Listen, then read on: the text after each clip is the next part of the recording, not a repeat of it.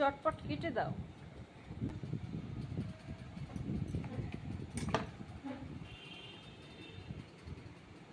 হ্যাঁ, 2 অর্ধেক করে দাও। হ্যাঁ, আরেকটু ছোট করো, এত লম্বা লম্বা দিলে খেতে ভালো লাগে না, আরেকটু ছোট করো।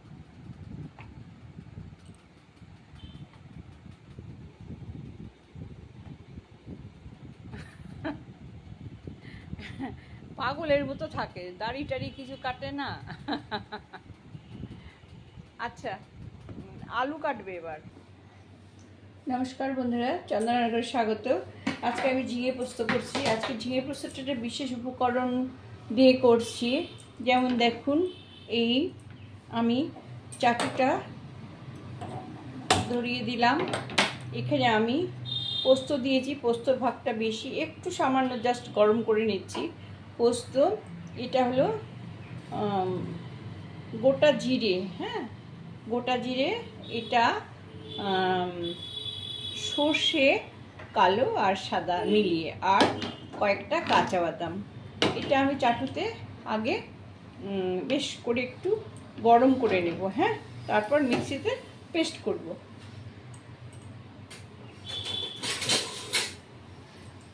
দেখুন, এই যে এটা একটু নেড়ে নিচ্ছি, এ সবই নেড়ে নেব। হ্যাঁ, এ সবই নেড়ে নেব একসঙ্গে, সবই একটু ভাজা ভাজা করে নেব। হ্যাঁ, আর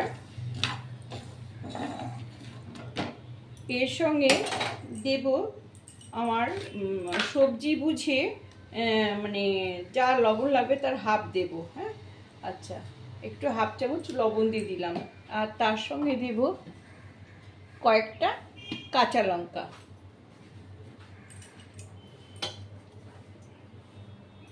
দেখুন, এই যে কাঁচা লঙ্কা, এই 5টা, এটা হলো উপকরণ। হ্যাঁ, এটা আমি একসাথে মিক্সিতে পেস্ট করে নেব।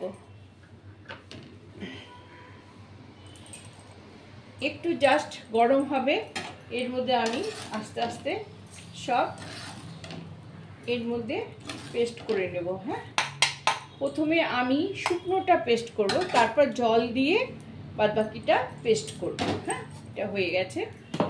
এবার আমি কড়াই বসিয়ে দেব। তার আগে আমি দেখাচ্ছি, দেখুন, কেজি খানেক আমার ঝিঙে গাছে হয়েছে সেইটা।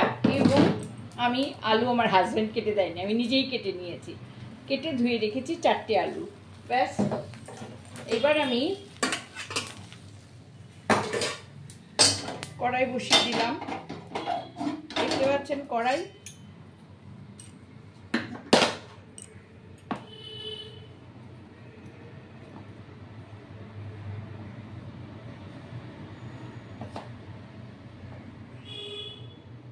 এই কড়াই বসিয়ে দিলাম। হ্যাঁ, এই কড়াই বসিয়ে দিলাম। এর মধ্যে আমি এখন তেল দিয়ে দেবো। হ্যাঁ, এই সর্ষের তেল দেখুন, এই আন্দাজ মতো দিয়ে দিলাম 3 টেবিল চামচ। হ্যাঁ, আচ্ছা, দেব আমি কালো জিরে ফোড়ন। হ্যাঁ, দেখুন, কালো জিরে এই একটু দিয়ে দিলাম। এটা গরম হলে আমি আলু ভাজা হবে। আলু ভাজা হলে তারপরে আমি ঝিঙে দিয়ে দিই। হ্যাঁ, এই আলু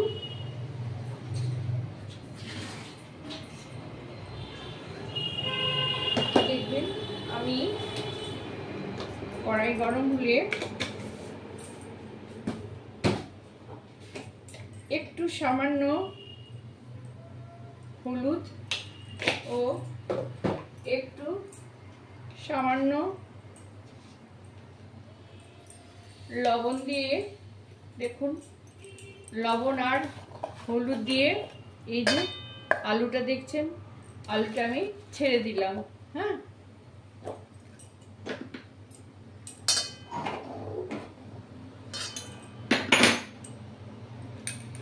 দেখছেন,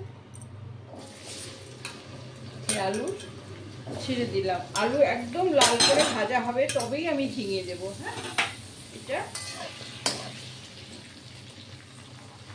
আলুটা লাল করে ভাজা হবে, তবেই আমি ঝিঙে দেবো।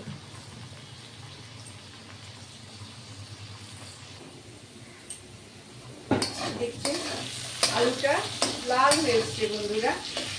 এইবার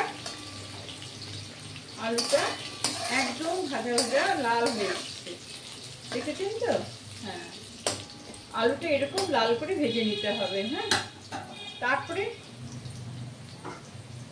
এই যে আমার ঝিঙে দেখছেন, ঝিঙে আমি অল্প অল্প করে দিয়ে দিলাম।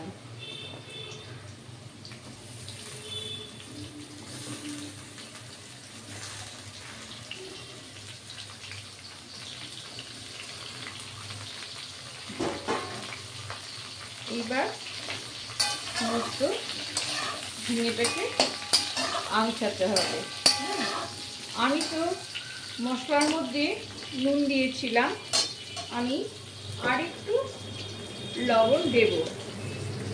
মশলার মধ্যে হাফ চামচ মতো লবণ দিয়েছি, আরেকটু লবণ আমি এর মধ্যে দিয়ে দিলাম, অ্যাড করলাম। আচ্ছা, এইবার পোস্ততে হলুদ কম দিতে হয়, আবার না দিলেও খেতে স্বাদ হয় না। 1 নম্বর। 2 নম্বর হলো দেখতে সুন্দর লাগে না, কিন্তু হলুদ শরীরের পক্ষে খাওয়া ভীষণ ভালো।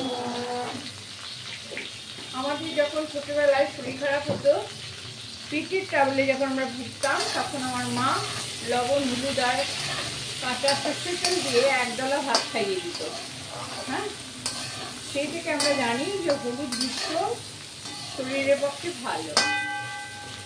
আচ্ছা, এবার আমি এটা একটু ঢেকে দেব।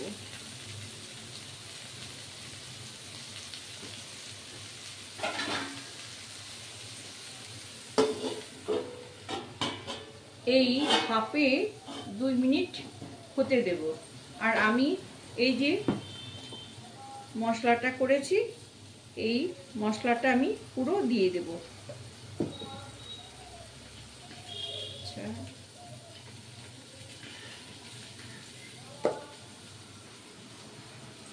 এখন এটা 2 মিনিটে রান্না হতে দেব। আবার ঢাকনাটা খুলে একটু নেড়ে দিচ্ছি। হ্যাঁ, ঝিঙের জলে আলু এবং ঝিঙে দুটোই সিদ্ধ হয়ে যাবে।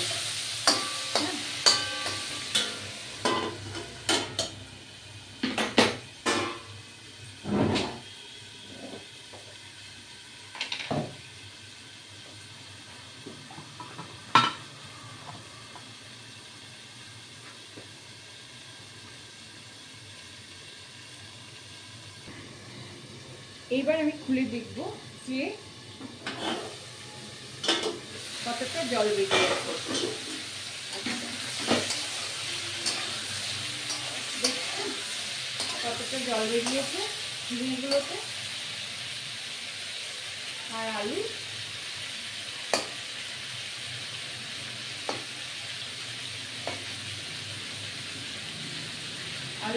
এখনো সেদ্ধ হয়নি। আলু আমি দেখছি না, আলু সেদ্ধ হয়নি।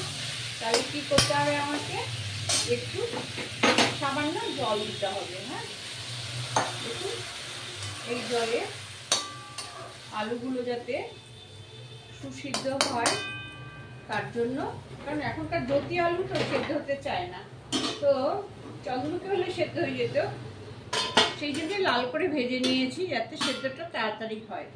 আচ্ছা, 2 মিনিট আমি রান্না হতে দেবো, এরপরে মশলা দিয়ে নামিয়ে নেব, মানে পোস্ত বাটা দিয়ে নামিয়ে নেব। দেখুন 2 মিনিট হয়ে গেছে, আমি খুলে দিলাম। হ্যাঁ বন্ধুরা, আচ্ছা এখন এটা এই দেখছেন এবার আলু সেদ্ধ হয়ে গেছে।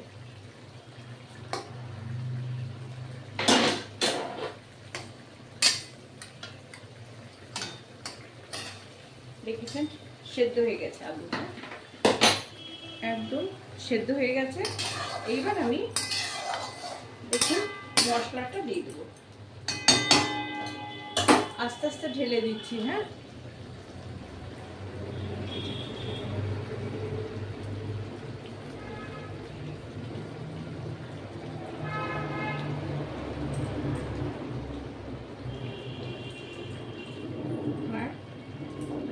এটা এই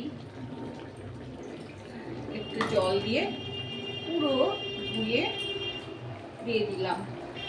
হ্যাঁ, আর নেড়ে দিচ্ছি।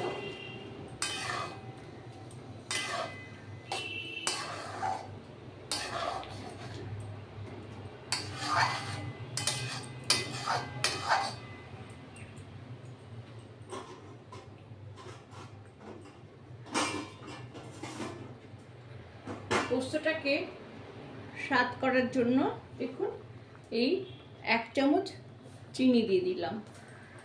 হ্যাঁ, এইবার 2 মিনিট আমি ঢেকে রান্না হতে দেব। হ্যাঁ, দেখবেন কেমন সুন্দর হয়ে যাবে। এই পোস্তটা খেয়ে দেখবেন অপূর্ব স্বাদ। আচ্ছা, এবার আমি ঢেকে দেব। হ্যাঁ, ঠিক 2 মিনিট আবার রান্না হতে দেব। দেখুন বন্ধুরা, এবার আমি খুলে দিলাম, হয়ে গেছে।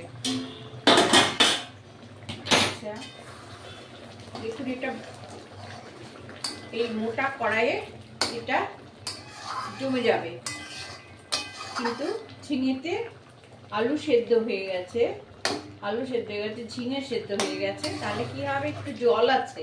হ্যাঁ, জল আছে, তাহলে কি হবে, আমি এই যাতে ঝিঙে কাউকে খেতে দিলে ওই পুরো তরকারির থেকে আবার জল বেরোবে, কিন্তু আমি যদি এই আটাটা দিই তাহলে মাখা মাখাই থাকবে, জল কাটবে না ঝিঙেতে। হ্যাঁ, একটু আটা দিয়ে দিলাম। আর এই কড়াইয়ে 2 মিনিট থাকবে। হ্যাঁ, 2 মিনিট বাদে এরকম থাকবে। হ্যাঁ, এরকম থাকবে।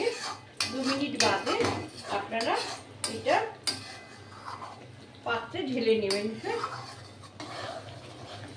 আমি 2 মিনিট রেখে তারপরে আপনাদেরকে সার্ভ করে দেখাচ্ছি। এটা এবার আমি ঢেকে দিলাম। আমার রান্না কমপ্লিট হয়ে গেছে বন্ধুরা, গ্যাস অফ করে দিলাম।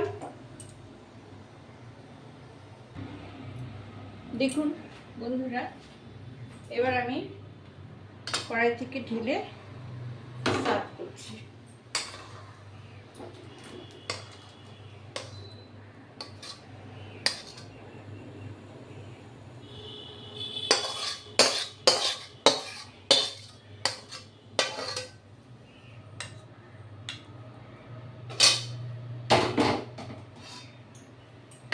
দেখেছেন কেমন হয়েছে?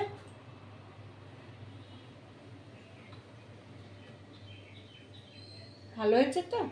আচ্ছা, ভালো লাগলে মনে রাখবেন, একটু সাবস্ক্রাইব করবেন, লাইক করে শেয়ার দেবেন, তাহলে বুঝবো। আপনারা কমেন্ট করলে তবেই তো বুঝবো রান্নাটা কেমন হয়েছে। আসি বন্ধুরা, ভালো থাকবেন সবাই। হ্যাঁ, আর আপনাদের আশীর্বাদ ধন্য, আর আপনাদের সাহচর্যে আমি আমার রান্নাঘর চালু রেখেছি। হ্যাঁ, আপনারা সবাই ভালো থাকবেন। হ্যাঁ, আমার সাথে থাকবেন, আমার পাশে থাকবেন। নমস্কার।